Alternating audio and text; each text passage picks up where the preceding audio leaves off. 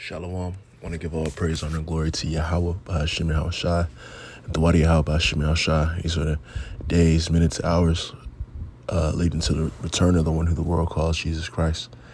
And what I want to speak about at the moment is, hope and belief about the return. It's like you got that song by Ty Bando, that went viral recently. All roads lead here. All roads lead to the return and to the kingdom. Everything that you see going on right now, this is what it's about. What just went through my mind, just thinking about things and things like that, and where, brothers are at in life.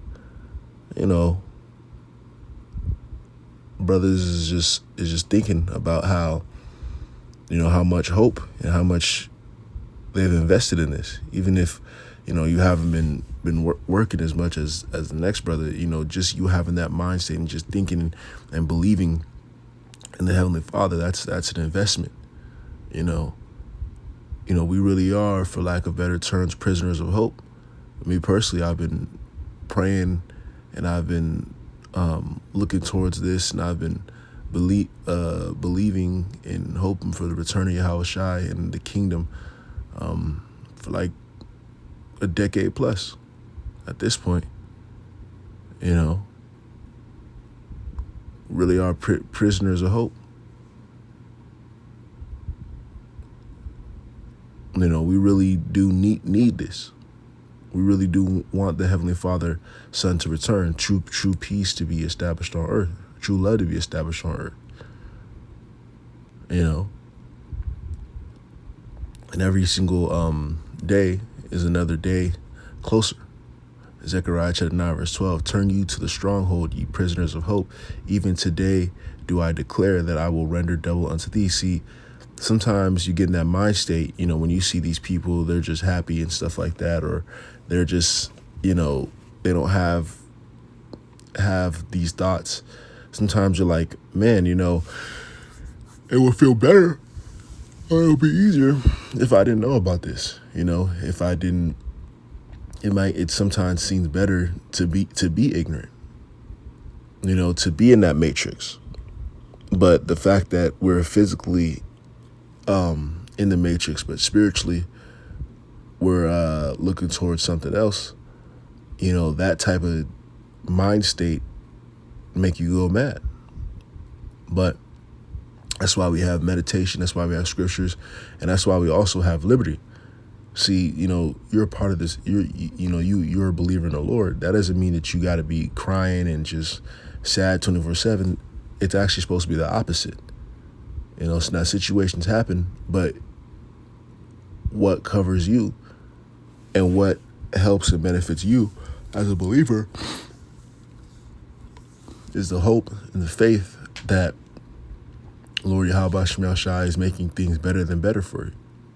Because I know some people right now that, even though they had certain things that I didn't have, or had certain things that I wanted, I wouldn't trade my life for theirs at all.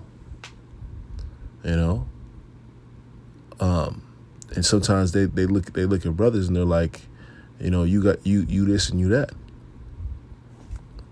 And I give all thanks and praise, honor, and glory to Yahweh Shemel Shai, because it just as easily could have been so much different, so much worse, so much different. And it still could be. The Lord could turn anybody's life upside down or downside up, So this is why we continue to daily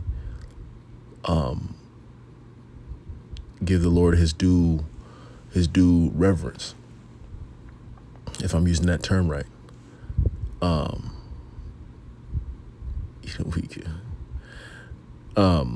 This is Proverbs chapter 29, verse 18, where there is no vision, the people perish, but he that keepeth the law, happy is he, right? So happy is he, He's supposed to be in the spirit of having joy in the service, having joy in the knowledge, having joy in the faith, having joy of knowing the true power that controls the universe. But to some people, it becomes so much of a burden, they're just filled with bitterness and hatred.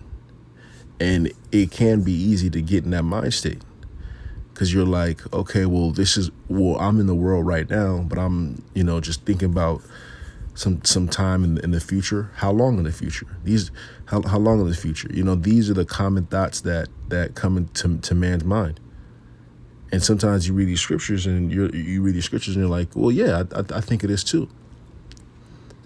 And it's easy to get in that this is not easy. It's easy. It's very easy to get in that state of just faithlessness. Very easy to slip in that.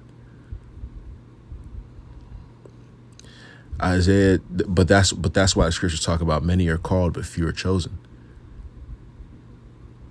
Isaiah 51 verse 14, the captive exile hasteneth that he may be loosened, and that he should not die in the pit, nor that his bread should fail. Right, because the sooner this happens, the sooner the sooner it you're supposed to have the mindset to be in this all the way into the end. But the sooner all this happens, at the end of the day, the sooner all this happens, the sooner we have to less worry about, any wild things happen. Just like you got people in a game, and